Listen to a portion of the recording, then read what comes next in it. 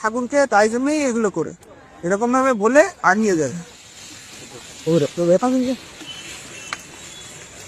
আসলে আপনাদেরকে আপনারা 10,000 বলা হয়েছিল, 15,000 মিলে 60,000 করেছে। শিলংয়ে 3,000 বলা হয়েছিল, পরে 5,000 বলা হয়, তারা 3,600 করেছে। তাই ওদেরকে একটু বোনাস দিয়ে এলাম। আপনারা বেশি করে করবেন। পরের বার দীক্ষা উৎসবে আপনাদের এখানে কটা পরিবার মানে বিক্ষিত প্রচুর, এখানে তো অনেক লোক। তো 25,000 ওপর।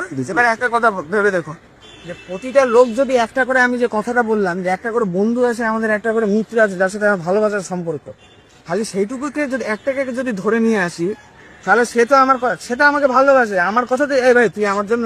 ও তো মাসে থেকে এমনি 30 টাকার বিড়ি সিগারেট সব খাওয়াচ্ছে, মশলা খাওয়ায় না, খাওয়াচ্ছে তো, সে তোর জন্য 30 টাকা ঠাকুরকে কেন দিতে পারবে না? এবার আস্তে আস্তে আস্তে আস্তে তাকে যখন নিয়ে দীক্ষা দেয়ানো করাবি, আস্তে আস্তে দেখতে দেখতে দেখতে দেখতে ভালোবাসা বাড়ে। এইভাবেই হয়। হঠাৎ করে উঠলাম না, তোকে করতেই হবে 20 জন 25, কেন 25,000 লোক যদি একটা করে ধরে আনে, তাহলেই তো আপনাদের 25,000 দীক্ষা। আর আগে যদি সামলাতে পারেন না ওইটুকু জায়গায়, বুঝেছিস? এরকম ভাবে করবি, ভালো করে করবি। সবার মধ্যে জোর থাকা উচিত যে আমরা করব, না করে মনের মধ্যে প্রণ নে যে আমরা যখন রবিবারে সবাই ঘুরতে বেরোই, এসব করি, একটা লোককে যাজন করে নিয়েই আসবো। যারা কচি ছেলে, বাচ্চা ছেলে, আমার থেকে একটু বয়সে বড়, তারা সিনেমা দেখতে যাস, দল বেঁধে বন্ধুরা সিনেমা দেখতে যায়। হলে যখন ঢুকিস তোদেরকে জিজ্ঞেস করে কোথা থেকে এসেছিস, কি বিদ্যালয়, ধুতি পরে গিয়ে দেখ, সিকিউরিটি গার্ড থেকে একদম হলের মালিক সব জিজ্ঞেস করবে যে কোথা থেকে এসেছ। তোর কাছে নিজেই কথা বলতে এলো, তোর কাছে তো নিজেই ছোট হয়ে গেল। এবার তোদের তো কাজ হচ্ছে খালি বলা যে আমরা এখান থেকে এসেছি, এই ব্যাপার এবার বলা যায় না। কৃষ্ণ মোদি করলে কালিয়া মন্থনটা গঙ্গার জলের পরিষ্কার, কৃষ্ণ করলে সেটা মাছের সাপের ওপরে নাচা। কেন? তো বাচ্চাদেরকে গল্প শোনানো হয়, যাতে ক্লাস 10-এর আগে কোথাও ইলেকট্রিক জেনারেটর পড়ায় না। জল বেরিয়ে যাবে, জল কি করে পরিষ্কার করলো, ইলেকট্রিক মোটর দিয়ে বার করলো, পরিষ্কার করলো, রিফাইন করে ঢুকালো, এসব পড়ানো হয় না। তো ক্লাস 1-এর বাচ্চারাই তো দেখে যে কৃষ্ণ নাচছে, খেলে বেড়াচ্ছে। এইটা তাদেরকে ভালো লাগা দেওয়ার জন্য তাদেরকে এরকম ভাবে দেখানো হয়েছে। জিনিসটা আসলে জলের পরিষ্কারই, সাপের মাথায় নাচ না। গোবর্ধন পর্ব, গোবর্ধনের পূজা করো। কৃষ্ণ বলেছিলেন ঠাকুরের গোবর্ধনের পূজা, মাটিতে আগেকার কৃষ্ণটা কি ছিলেন? কৃষ্ণ হচ্ছে ক্ষত্রিয় বাড়ির জন্ম, বৈশ্য বাড়িতে পালন।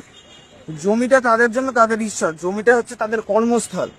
হচ্ছে নিজের কর্মের পূজা কর, ঈশ্বরের না। সেই কর্মটাকে দেখানো হচ্ছে 20 আঙুলের ওপরে পাহাড় তোলা। ঠিক আছে, কর্ম করার কথা বলে গেছি না, আপনাদের কর্মটাই হচ্ছে যজন যজন ইষ্টভীতি। এইটাই করুন। ইষ্টভীতি করে এসেছেন, যজন হয়ে গেছে, আজকেই যাজনে বেরিয়ে পড়ুন। অনেকজন ঋত্বিকরাও এসেছে, কিছু একটা দুটো করে নিয়ে আসেন 20-25টা দীক্ষা করার। আর বাবা ঠাকুরের কাছে এমনি আর আসছেন না, এই বেশি বেশি করে দীক্ষার ব্যবস্থা করেন, তাহলে আসবে, তাহলে তিনারা আসবে, কথা ধরবে। ঠিক আছে, ভালো করে করবেন। আর বারবার আমি যে বললাম, আমি পিছনে মুড়ে তাকিয়েছিলাম বলে আমি হেরে গেছিলাম। আপনারা তাকিয়েন না, আপনারাও হেরে যাবেন। আগে তাকান যে আরো করতে হবে, অনেকটা বাকি আছে। আমরা ভাবছি গতবার আমাদের লোকেশনটা ছিল না, এবার হাজরাতে আমার মনে হয় কি জানেন, আগে পাশে আপনারা তো মন্দিরের ইনচার্জ বাবুনদা, আপনি, হ্যাঁ, আমার আপনাদের প্রতি আন্তরিক একটা খুব খারাপ লাগা আছে। কি জানেন, আমাদের কিছু কিছু পকেটের লোক আছে, হ্যাঁ, যাদেরকে ওইখানে নিয়ে গেলে সামনে বসাই, যাকে ওইখানে নিয়ে গেলে আমি নিজে সামনে গিয়ে বসবো, আমি কাউকে চিনি না। যখন দরকার পড়লো ওই 25,000টা যে গুরু ভাই, আমার সবার কাছে কন্ট্যাক্ট আছে, সবাইকে গিয়ে বলবেন যে একটা করে যাজন, বছরে একটা যাজনই ইনাফ। যদি মন্দিরে যদি বছরে 25,000 দীক্ষা হয় গুয়াহাটি মন্দিরে, তাহলে সবাইকে আর বাইরে গিয়ে দীক্ষা দিয়ে আসতে হয়েছে, তাই না?